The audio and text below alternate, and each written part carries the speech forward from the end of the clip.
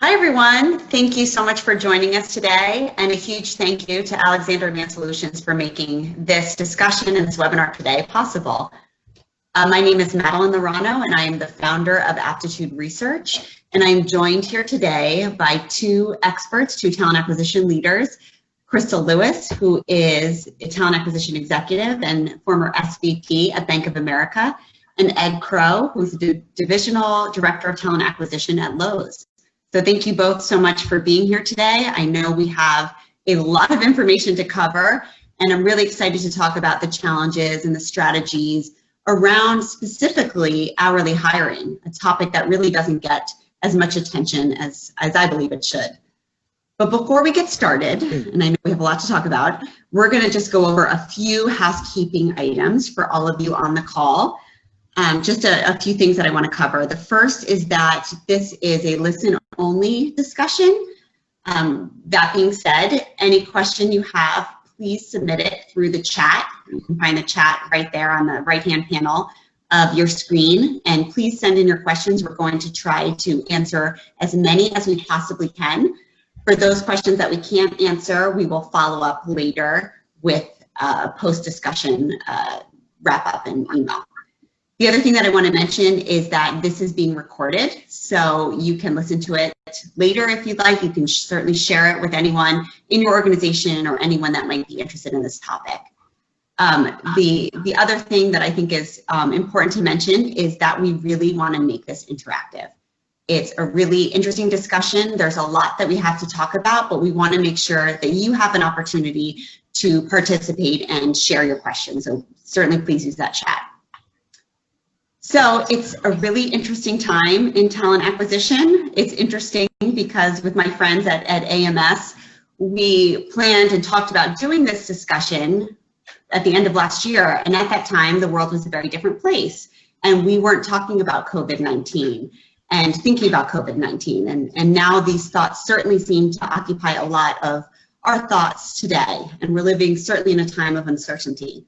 The first thing I want to say, first and foremost, is to make sure all of you are safe and healthy. We're thinking about you, we're thinking about your loved ones. And we know that this is certainly an unprecedented time where we all feel a little bit uncertain. I know I certainly do as well. This discussion today, this webinar, is not one that will be focused on COVID-19. We are not scientists, we're not experts in infectious disease, but we do have experience, and we've experienced uncertainty. We've experienced recruiting in a time of uncertainty.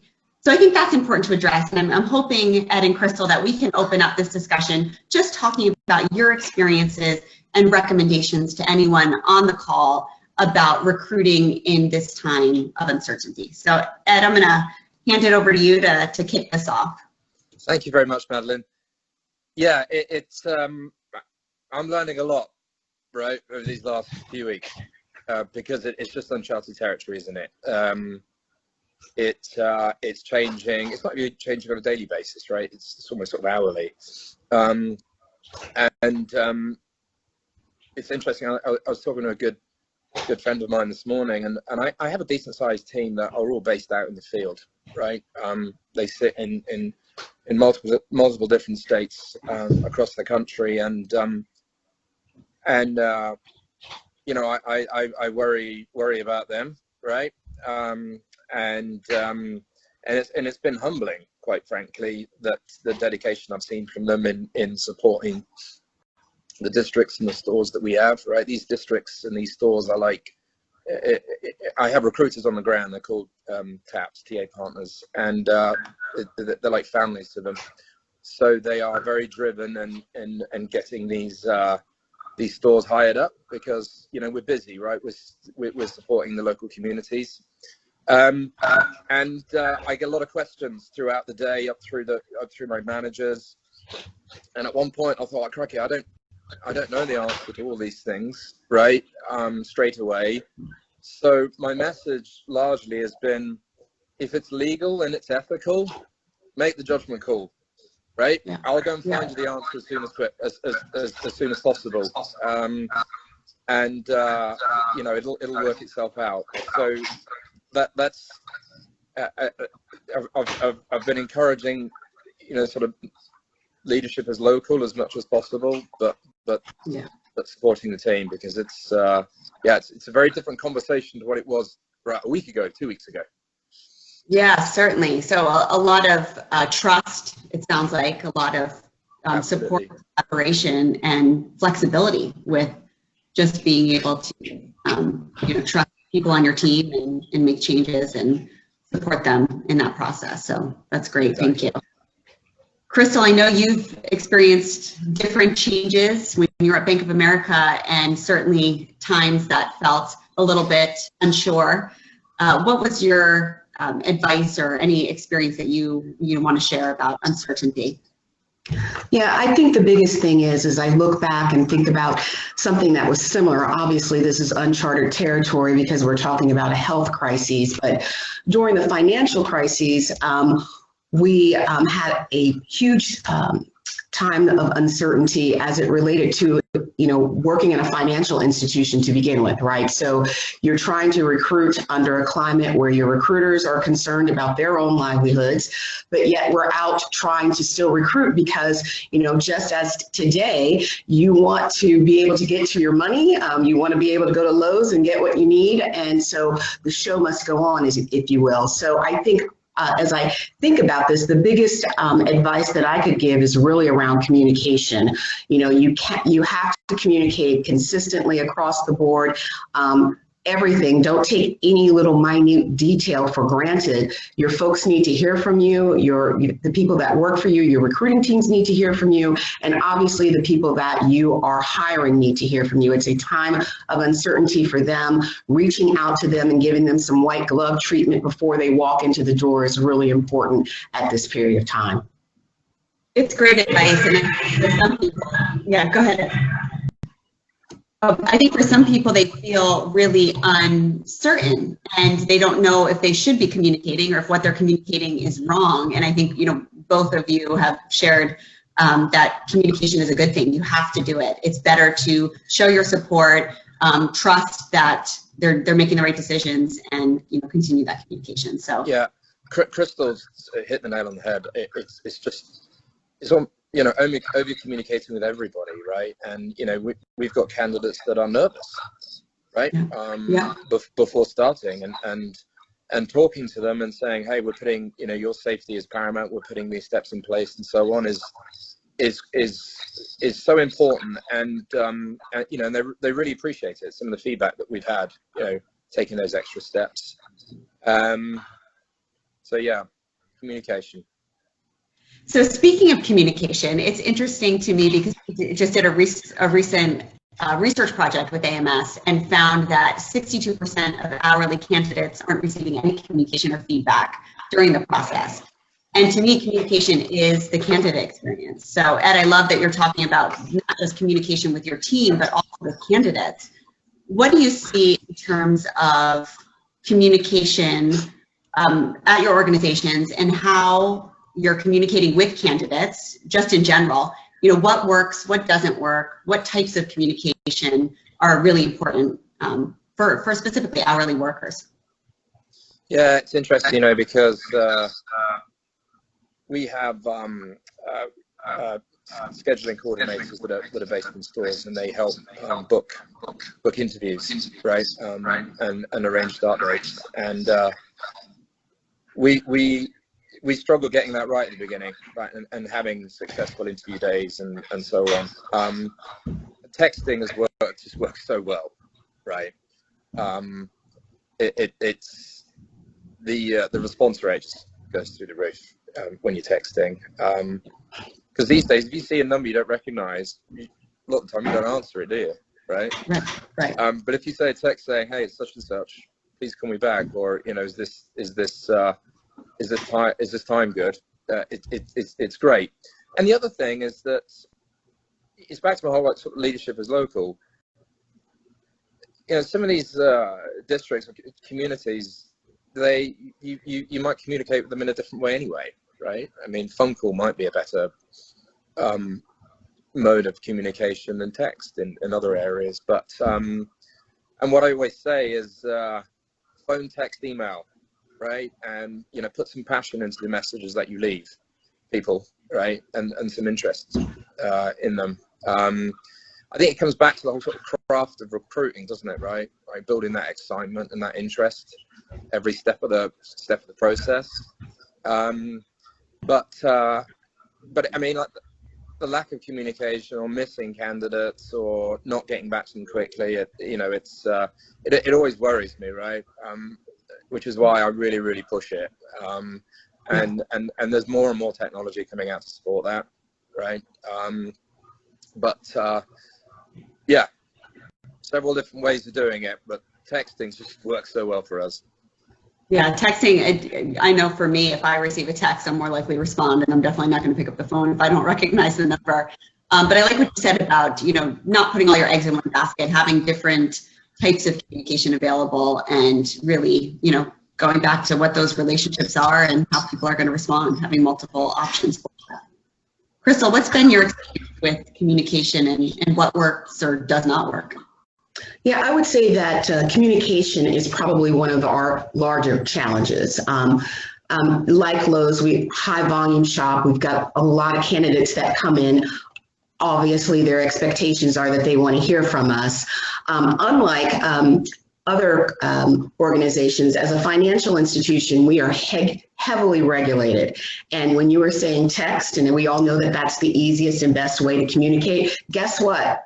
Can't communicate by text today anyway, from that perspective, because of some regulatory things. I'm sure in the future we'll have to move from that, but as a financial institution, the bank was very slow to adopt technology, if you will, again, erring on the side of regulatory compliance. So communication is huge. Obviously for us, we could only do that through email and phone conversations, because those are things that are able to be captured, which is kind of where we were. Text, we hadn't quite gotten there yet.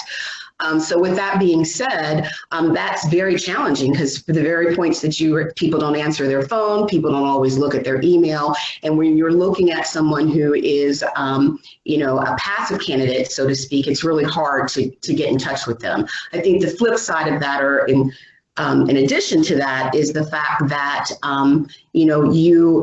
candidates don't hear. We hear that all the time. It's a challenge from the standpoint that recruiters have a ton of recs on their plates. They've got, hundreds of candidates that have posted to those recs, and those candidates are all calling somewhere to get some news somehow. So, communication is definitely a challenge for us, looking at different ways from a technology standpoint to touch candidates through automation, and really determining where do you want to have the touch points where you use your recruiters to touch people versus where you would use automation, all in an effort to keep candidates updated as to where they are, because that's what they want to know, what's going on with me.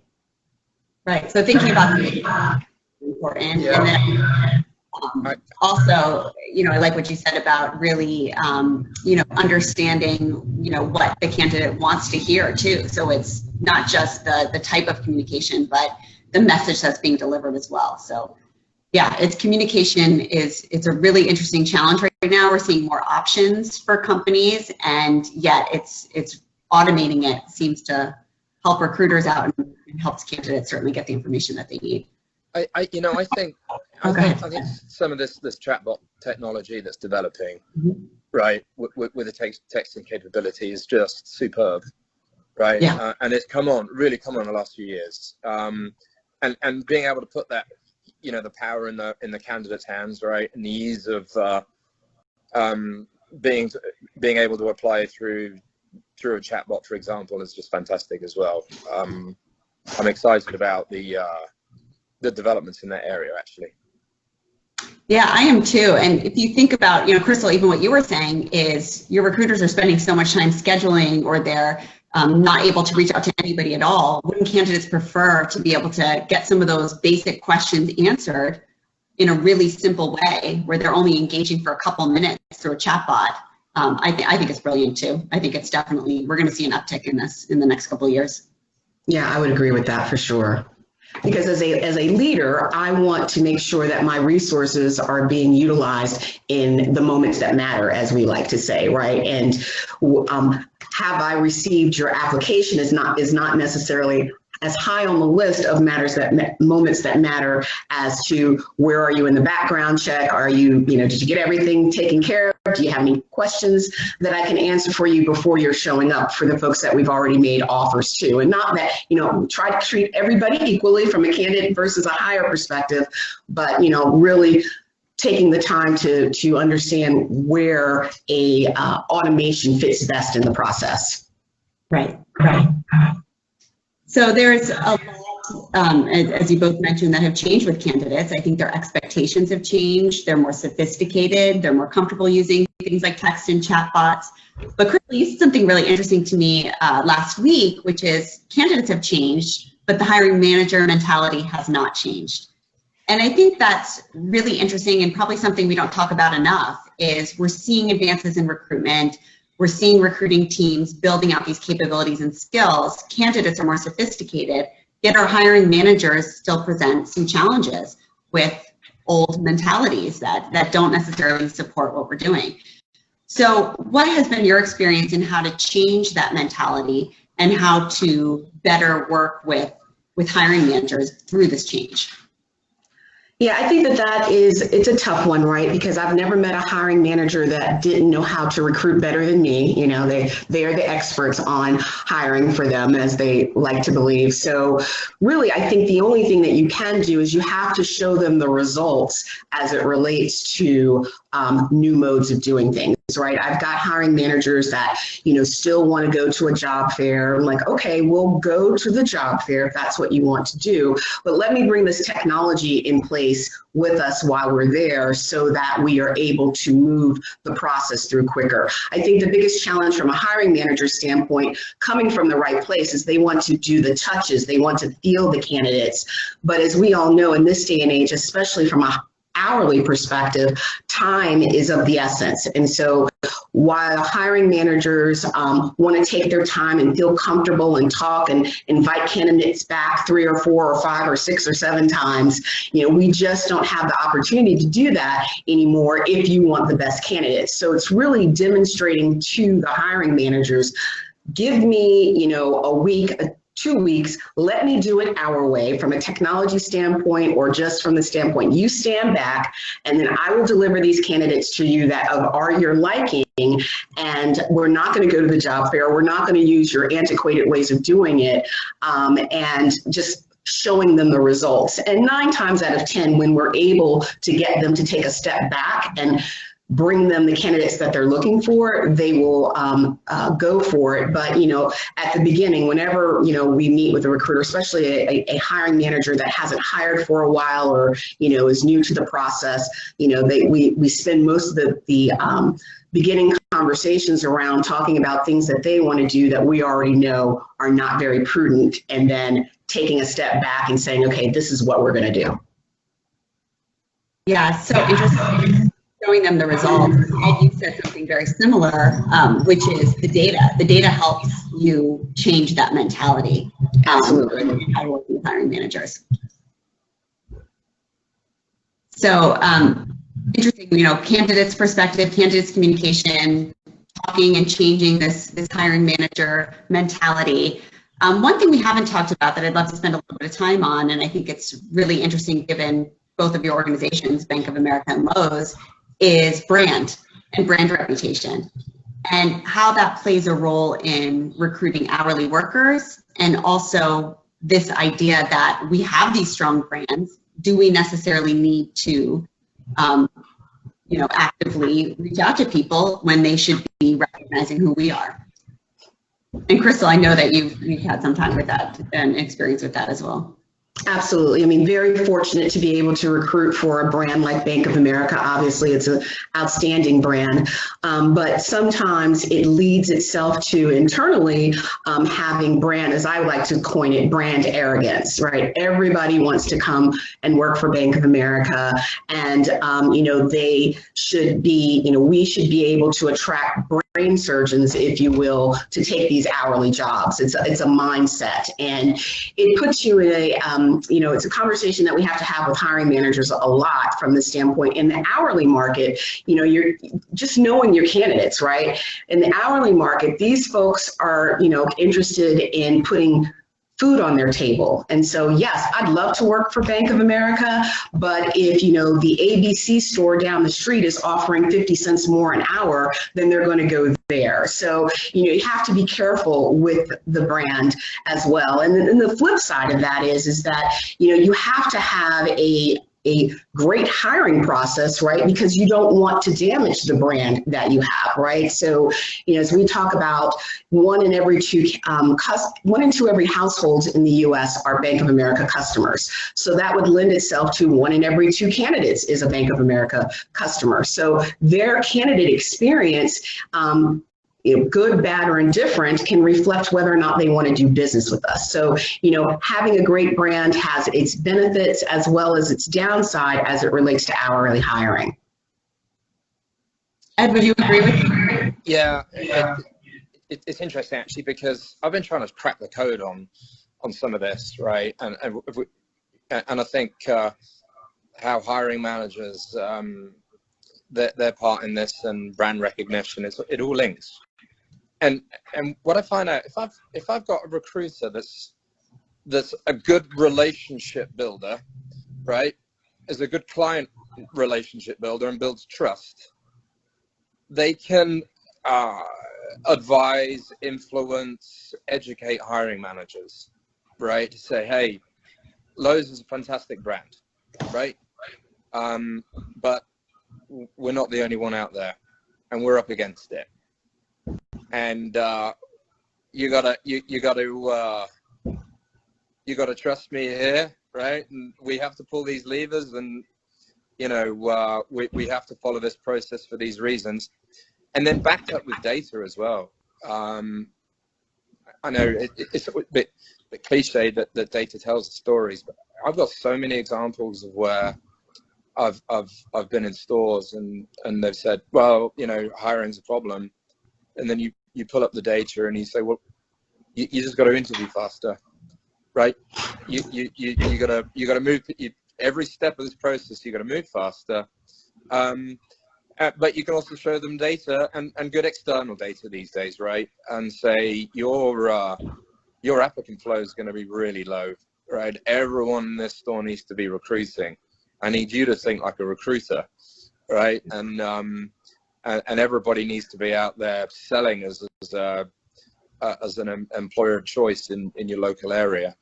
So it's almost as if when we're hiring managers and recruiters, one of the most important aspects is just, can you really build those trusting relationships with hiring managers and be a good business partner and educate, right, and lead. It's so important. Yeah, educating. I think that's the big piece of it is, you know, instead of just getting caught up in that this is difficult, showing them the results and being really proactive and prescriptive in what they can do to move the needle a little bit. It's great.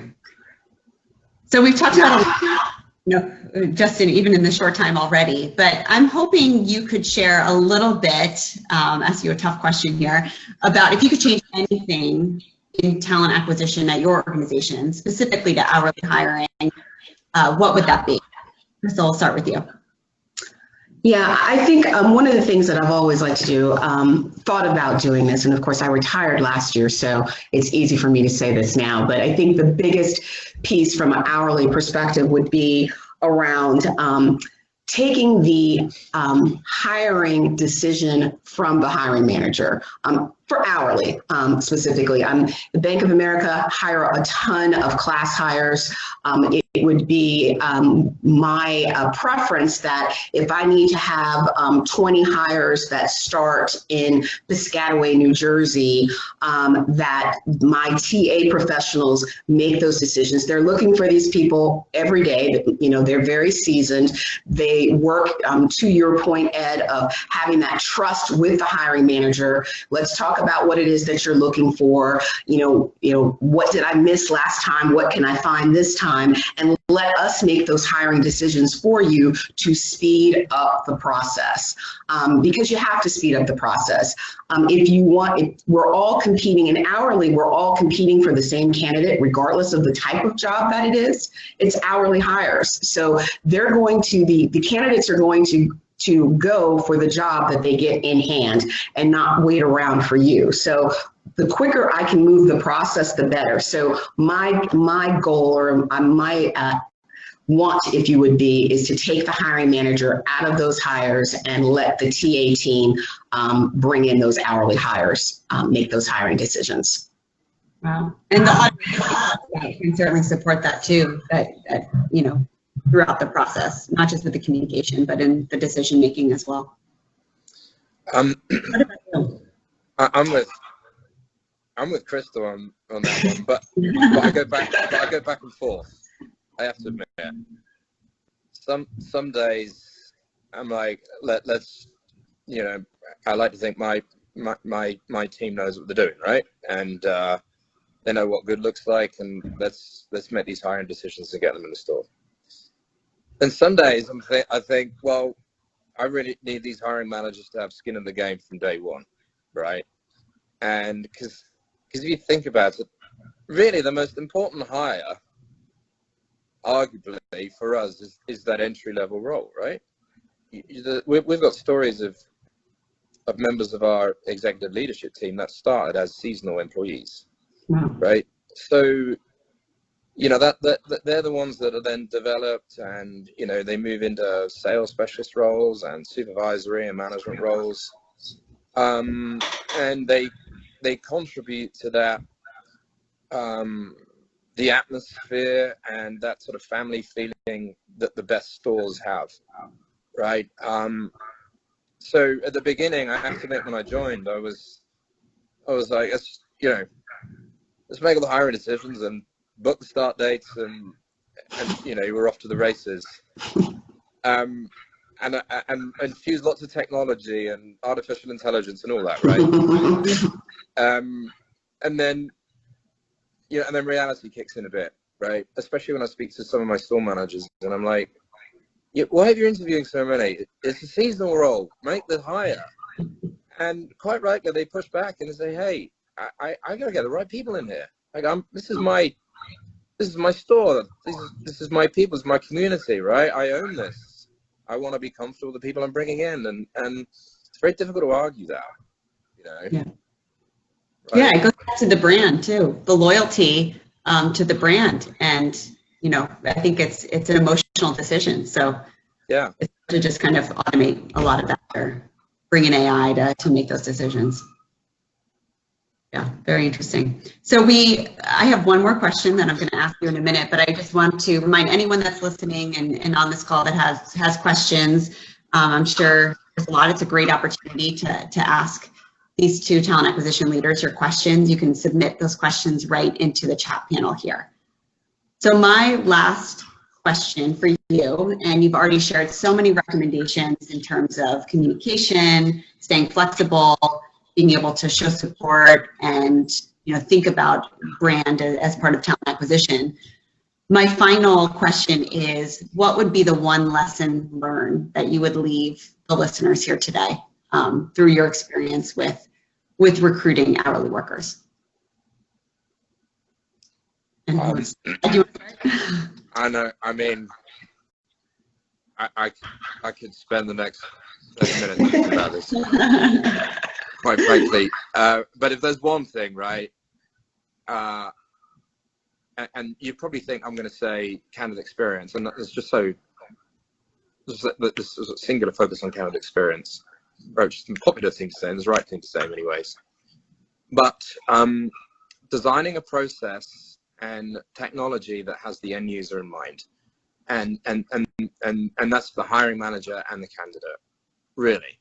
I mean, making it easier for hiring managers to raise requisitions and process candidates and get them interviewed and offered, and any interactions, so that they can do their day job, right, run their business is absolutely critical, because it then makes everything else easier, right? You build trust with them. They have more time to spend with potential candidates. Yeah, designing everything with the end user in mind, and that's candidates and hiring managers. Great. I think, yeah, it's thinking about the full experience of everyone that is impacted by what you're doing. That's great. Crystal, what about you? Yeah, I'm going to go with the easy one, if you will, Ed, and that's really around candidate experience. I think for working in a large organization where you are confined, if you will, by a lot of regulatory concerns and just being such a large entity, it's really important to look at your hiring process as you look at your candidates, right? Candidates have changed, but the hiring process has not changed. And you really have to keep your hiring process and your tools that go with it contemporary to match the candidates that you're attracting. So really, one of my lesson learns is around looking at that candidate experience on a regular basis, maybe having a, as I like to call it, the secret shopper, you know, when the folks go into Macy's and pretend to shop, you know, have your leaders, you know, my peers, we used to, you know, I would encourage them to apply for a position and see what happens. See how that candidate experience feels for you, and then adopt it to go with it. I mean, we had some vendors come in and, you know, when you're used to doing something and you're a big brand and, you know, having a candidate flow is really not a problem per se. When you have some vendors come in and kind of open the kimono and tell you about yourself, the fact that, you know, you're really slow and people are dropping out of your hiring process, and, you know, you need to look at that and inspect that on a regular basis and really be true to the candidate experience and have that drive your processes and technology regularly, not something that you do every 3 years. It's great advice. Walk in the candidate's shoes and experience what that process is like. There was a company I talked to a few years ago that was hiring a lot of hourly workers, and their application process took 45 minutes. So can you imagine, you know, especially around seasonal hiring, to expect people to wait in your store for 45 minutes to fill out an application? Just ridiculous. So thank you both so much. Thank you. This is certainly, I learned a lot, but we're getting some questions coming in. So I'll start with our first one. And that is, how should companies that are currently seeing an influx of applicants hire well in this time? So any recommendations to companies that are getting a lot of applicants? You know, what are some recommendations to manage that applicant flow at this time? And I know you get a ton all year round. Yeah, it's a really good question, right? And I think just moving as quickly, right? Moving quickly through the process, and you know, getting interviews done, just every part of it. If you look like the whole sort of the critical control points, the whole recruitment process, right? Yeah, the application, the interview, the offer, the start date. Just monitoring that heavily all the way through, right? So you sort of limit those bottlenecks. There's bottlenecks that really create the problem. So I think speed is one. I think encouraging hiring managers, you know, to make judgment calls, right? Not sort of overthinking it. You know, it's like, hey, you've got a big pool of candidates here. Just, you know, think about what you really want in this role, and make the decision, right? Move on it quickly, but create a really good experience. And this is shifting all the time, especially at the moment, right? So I think speed, decisiveness, a really good experience. I think to an extent, you know, I'm trying to drive some sort of pilots is pretty much on a daily basis, right? Should we tweak this? Should we do that? And the whole concept of sort of fail fast or succeed fast, right? In the boundaries of, is it legal and ethical, right? Just get it, like, okay, you want to try this? Is it going to look after our candidates? Is it going to help our scores? Let's roll with it, right? And if it works, let's spread it pretty quickly.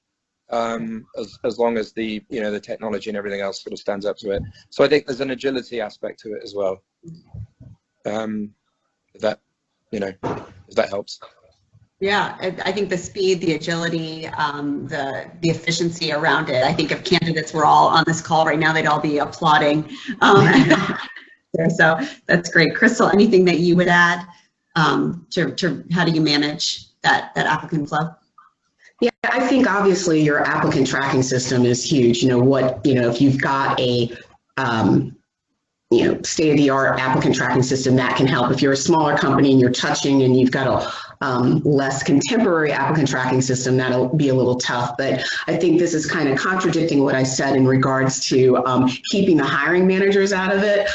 When if I'm overwhelmed, I invite the hiring managers in, right? If you've got a lot of candidates coming in and you need to make those quick decisions, hey, come on in and help us. It's on the front end of that. Help us look through these applicants, see if there's anyone that floats your boat, so to speak, and we'll kind of roll through this. But just kind of including them on, in the funnel, if you will, on the top side of it. Getting them to help review candidates. Yeah. Having that workflow in place, I think that speaks to Ed, what you said, which is, overcoming those bottlenecks. You have the workflow. Right. Yeah, and it's the whole, and I think it's even more heightened in the current environment, right? Is the commute where you can. I know it's more difficult the more volume of applicants you've got, but really keeping on top of that communication, because you're going to have some applicants having a pretty rough time. So giving back where you can and also treating with respect is just so important. So that's the other thing I'm really mindful of. Great. So one question that came in, and I think it fits perfectly into this right now, is thinking about hourly candidates. What is more important in your view if you had to choose between speed and candidate experience? So speed in moving them quickly through, managing that workflow and the bottlenecks, and then providing an experience that's, for your candidates and that's compliant as well. Yeah, I would respond with speed. And I think, obviously candidate experience is very important. And I would hope that the candidate experience, speed is embedded into that candidate experience. But it's really key in my eyes that the speed moves through, because the slower we are. So one of the challenges that we have as a financial institution is background checks. Background checks that my candidates go through are much more stringent than what Ed's go through. And so they may have an offer from me and they're a week into the background check and Ed gives them an offer and he can start them before I can, right? So that speed, if I don't get them through my hiring process fast, then that means that ultimately I'm not going to have the best candidate in the role, because if I'm slow, Ed is going to have them over there at Lowe's before I can get them to start at the bank. That makes sense. Yeah, that's a really a good question, and it's a tricky question as well, isn't it? Right? Because it's a bit of a catch-22. Yeah. Right. Good candidate experience is synonymous with moving quickly. I think maybe where I'm guessing with it, or I would maybe look at that question as you don't want to move too quickly, especially at the front end. So you're dispositioning people just to clear out a bottleneck. You got to give everybody a fair rub of it, and that's a real balance. So it's a bit of a weak answer, but I think it's both, actually. There's no other way of putting it for me. I think it's got to be both. I like what you said. I'm going to quote you at some point, which is that moving someone quickly through the process is a positive candidate experience. So I think that they're, especially in hourly, one and the same. So I think those are great answers. So there's a question that came in, and we probably have time for one or two more, on rating tools and scoring cards for hourly candidates. Is that something that you use or have used at your organization, where you're using matching or scoring or rating of hourly candidates to be able to move faster along or inform the hiring managers? Or is that a practice you stay away from? Yeah, definitely not something that we adopted at the bank. We totally want to stay away from the ranking piece of it. Yeah.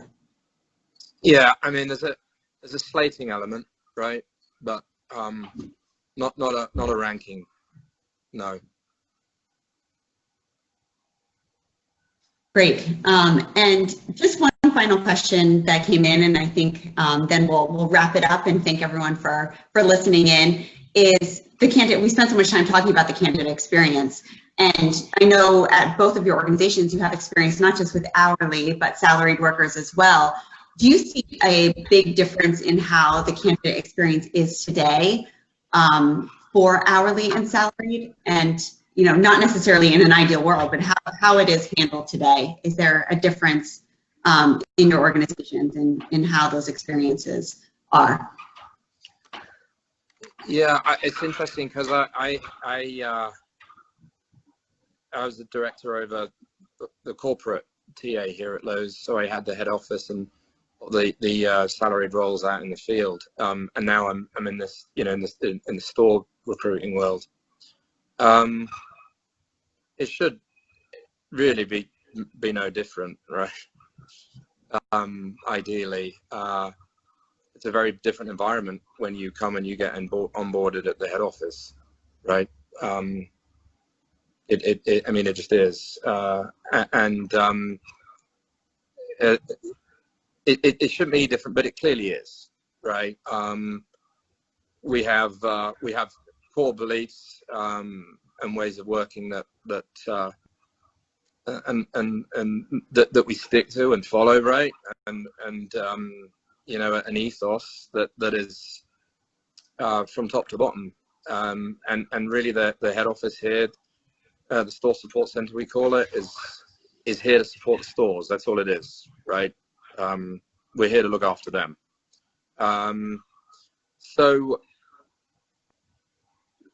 there is more and more rigor being put to you know, supporting and giving great experience to people that are on board in stores as well, and you know, giving mentorship and specific programs, and you know, we call it Red Vest Ready, and all those aspects. So a lot of rigor goes into it, and it's improving all the time.